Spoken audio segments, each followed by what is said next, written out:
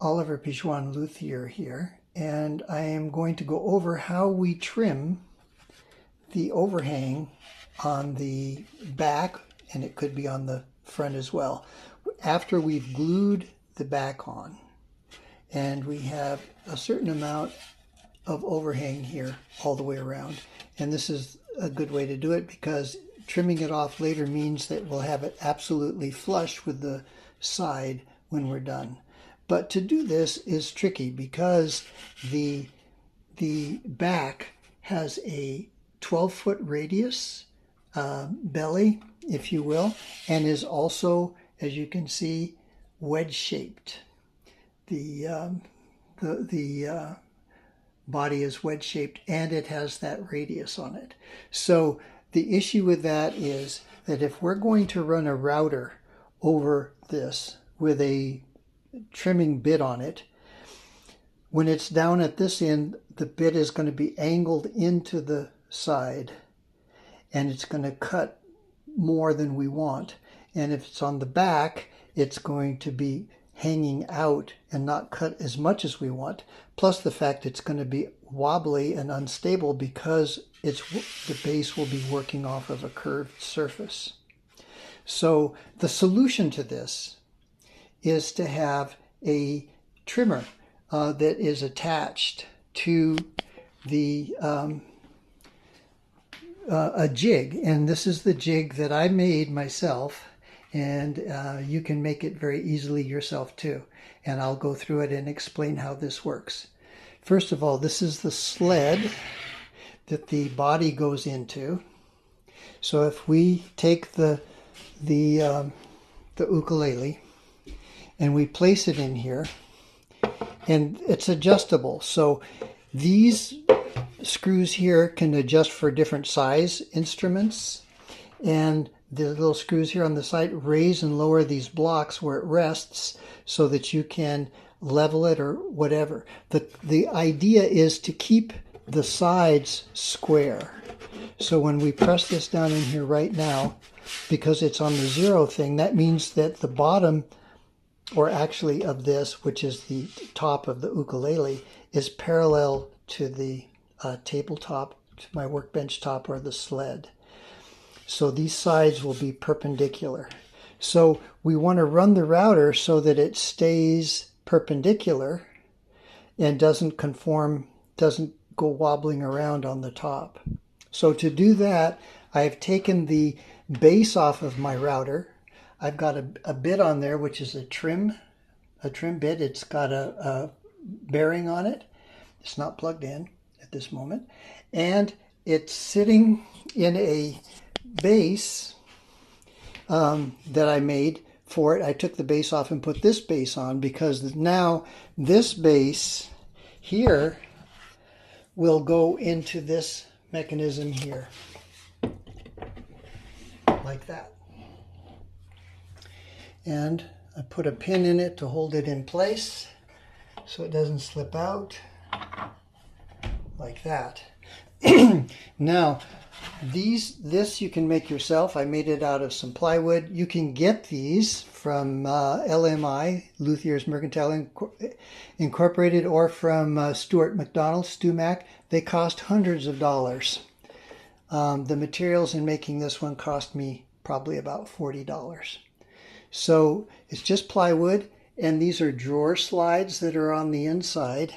And what those do is they allow the router to go up and down like this, and there's a counterweight going over the top onto the back, and this counterweight has got sand in it, and sand is an ideal thing because you can adjust it so that the counterweight balances the weight of the router. So it puts a little pressure down, but not too much. That way this can float on your instrument. I have a hose hooked to it so that it can suck out, the vacuum can suck out anything, dust, particles, and that matter, all that.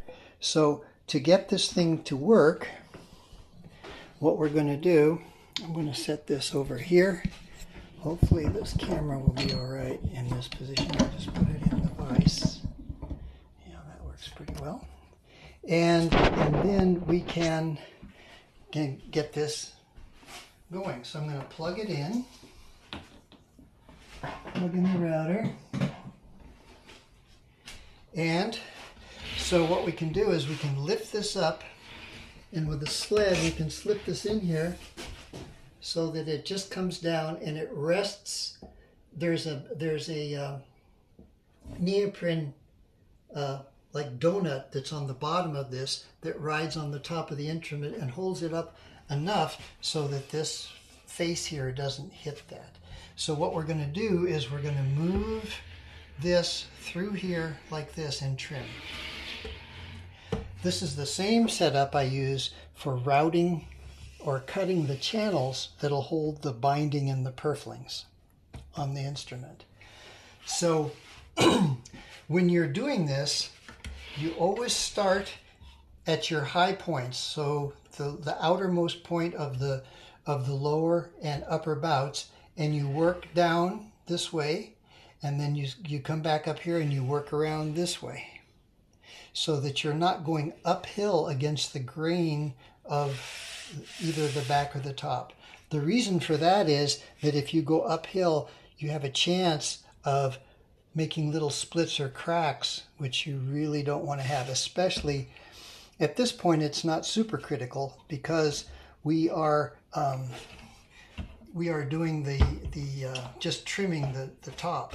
But when it comes to cutting the binding channels, it is really critical because you want to have that joint as tight and as good as possible. So I'm going to turn on the air, the suction here on the vacuum. Then we turn this on.